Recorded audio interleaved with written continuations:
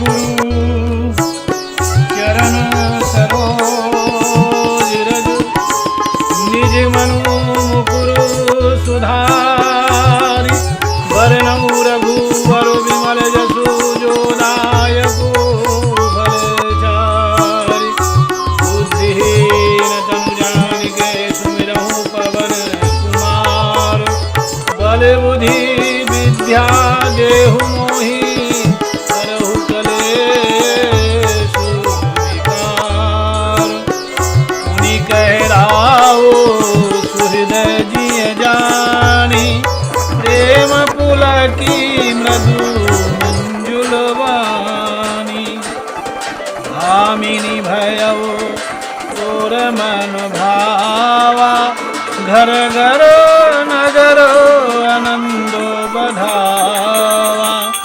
अपने जी में के गई को सुहृदय जानकर राजा दशरथ जी प्रेम से पुलकित होकर कोमल और सुंदर वाणी से फिर बोले, हे भामिनी तेरा मन चीता हो गया, नगर में घर घर आनंद के बधावे बज रहे हैं।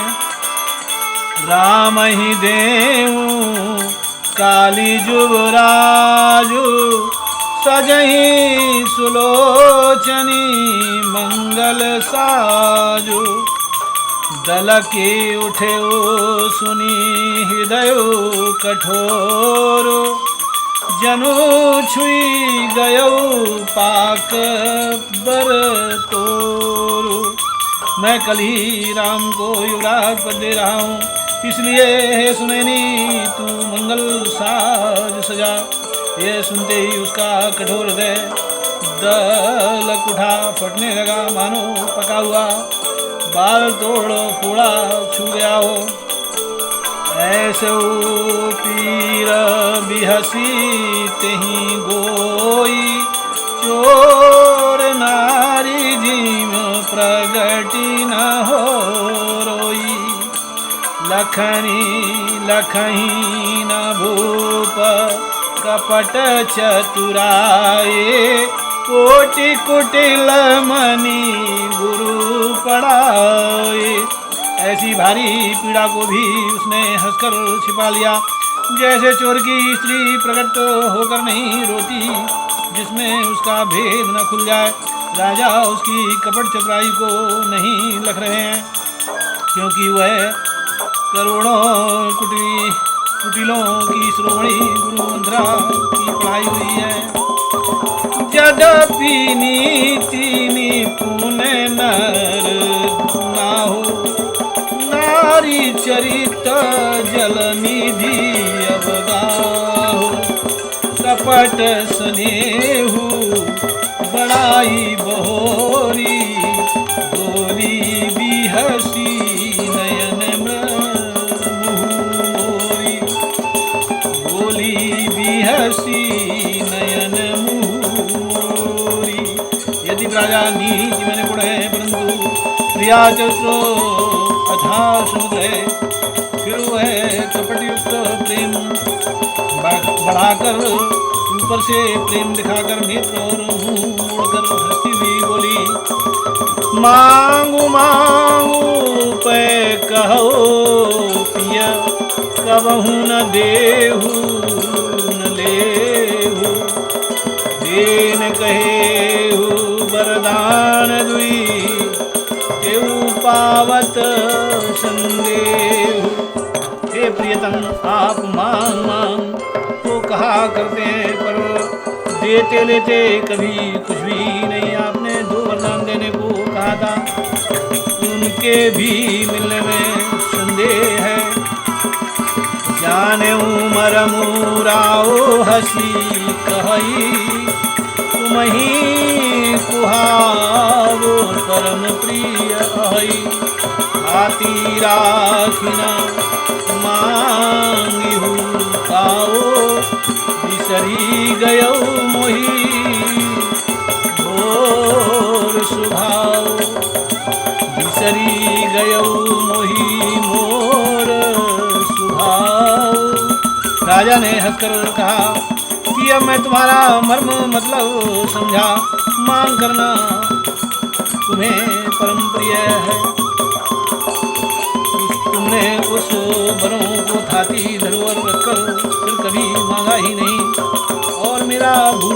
स्वभाव होने से मुझे भी वह प्रसंग याद नहीं रहा। झूठ हूँ हम ही दो सूजनी देहु, दुई के चारी मांगी मकुले हो। रघुकुल रीति सदा चली आई, प्राण जाऊं बरु बचन न जाई। मुझे झूठ दोष मत दो, चाहे दो के बदले चार मांग लो। रघुकुल में सदा से यह रीति चली आई है कि प्राण भले ही चले जाएं पर वचन नहीं जाता। नहीं असत्य सम पातक पुंजा, गिरी सम होई की कोटिक गुंजा। सत्य मूल सब सुकृत सुहाए, वेद पुराण विदित मनु गाए। असत्य के समान पापों का समूह भी नहीं है, क्या करोड़ों घुंघचियाँ मिलकर भी कहीं पहाड़ के समान हो सकती हैं। सत्य ही समस्त उत्तम सुकृतों पुण्यों की जड़ है।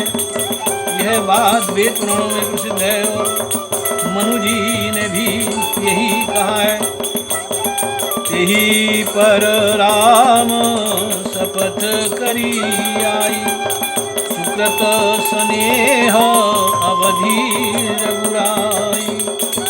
बात दृढ़ाई कुमति हसी बोली, कुमत कुविहंग कुलह जनु खोली। उस पर मेरे द्वारा श्री राम जी की शपथ करने में आ गई, मुझसे निकल पड़ी।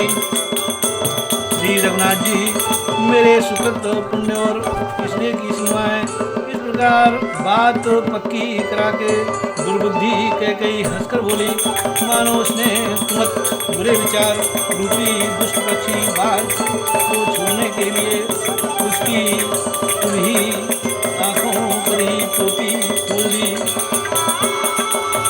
रूप मनोरथ सुभगवन, सुख सुविहंग समाज। मिलनी मिलनी जिमी छाड़न चहती, मिलनी जिम छाड़न चहती, बचन भयंकर बाज। राजा का मनोरथ सुंदर वन है, सुख सुंदर पक्षियों का समुदाय है। उस पर भिन्नी की तरह कह गई अपना वचन रूपी भयंकर बाज छोड़ना चाहती है। मास प्राण तिलमा विश्राम, सुनहु प्राण प्रिय भावत जी का। देहु एक बरो भरतई टीका, मानहु दूसर बर कर जोरी। पूर्वहु नाथ मनोरथ मोरी। वह बोली, हे प्राण प्यारे सुनिए, मेरे मन को भाने वाला एक वर तो दीजिए भरत को राज तिलक, और हे नाथ दूसरा वर भी मैं हाथ जोड़कर मांगती हूँ, मेरा मनोरथ पूरा कीजिए। तापस वेश विशेषी उदासी, 14 वर्षी राम वनवासी। सुनी मृदु वचन भूप ही अशोक, शशिकर छुअत विकल जिमी को। तपस्वियों के वेश में विशेष उदासीन भाव से राज्य कुटुंब आदि की ओर से भरी उदासीन होकर विरक्त मुनियों की भांति राम 14 वर्ष तक वन में निवास करें। केकई के कोमल विनय युक्त वचन सुनकर राजा के हृदय में ऐसा शोक हुआ जैसे चंद्रमा की किरणों के स्पर्श से चकवा विकल हो जाता है। गयऊ सहमी नहीं कछु कहियावा, जनु सचान वन झपटे लावा। विवरण भयो निपट नर पालो, दामिनी हनु मनऊ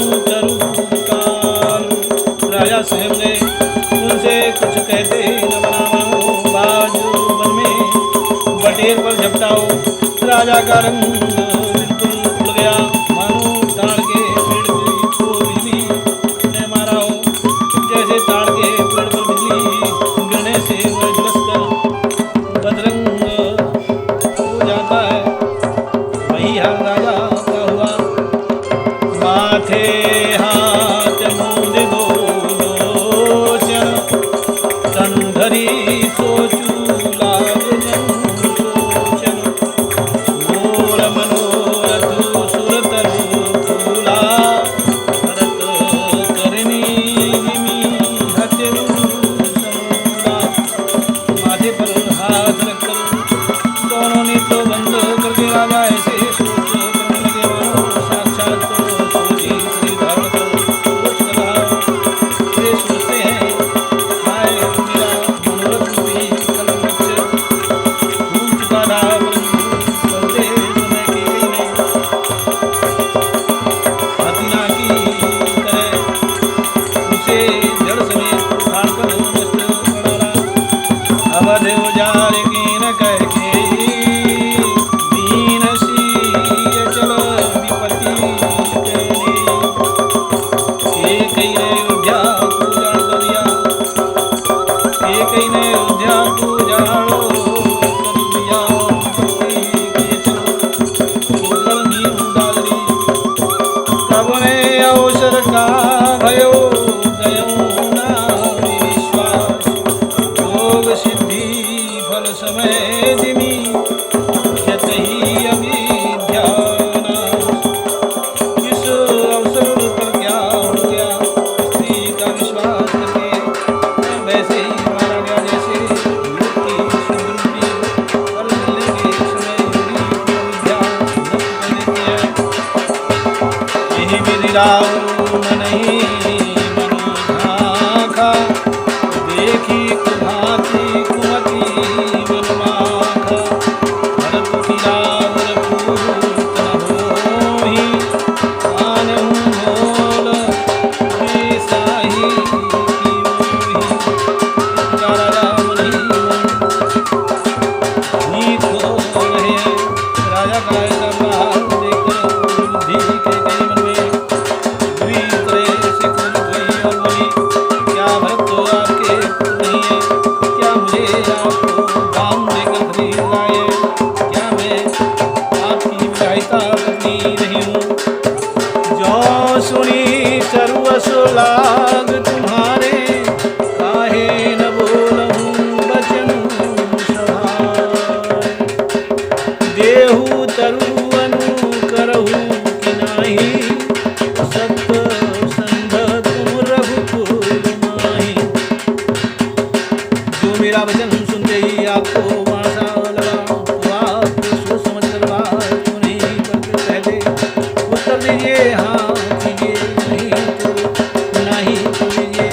आप रघुवंश में शत्रु विद्या वाले प्रसिद्ध हैं।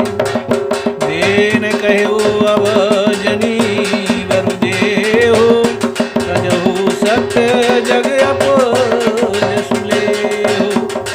सत सराहे कहो बरु नैना, जानहु देहि मांगी चलेना। आपने ही वर देने को कहा था, अब भले ही न दीजिए, शब्द को छोड़ दीजिए और जगत में अपयश लीजिए। सत्य की बड़ी सराहना करके वर देने को कहा था। समझा था कि यह छवेरा ही मांग लेगी। शिवी दधी चिवली जो कछु भाषा, तनु धनु तजेऊ बचन पंगा। अति कटु वचन कहति कह के ही, मानहु लोन जरे परोसी। राजा दधी चिवली ने रूप कहा, श्री बोल धन का दधी ये कई बहुत ही कड़वे वचन कह रही है, मानो जगत भगवती। धर्म धुरंधर धीर धरी नयन उघारे, राय जो धुनी नीन उतासे सी।